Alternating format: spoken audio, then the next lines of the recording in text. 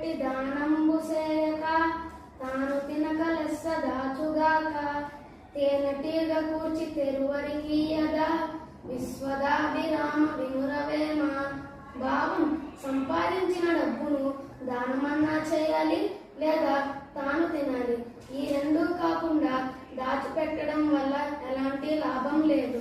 తేనెటీగ ఎంతో కష్టపడి తేనెను కూడబెడితే చివరికి అది బాటసారుల పాలవుతుంది కదా.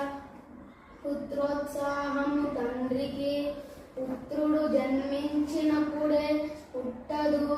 జనులా పుత్రుని కనుగొని పొగడగా పుత్రోత్సాహంబు నాడు పొందుర సుమతి. భావం: కొడుకు పుట్టగానే తండ్రికి ఆనందం కలుగదు.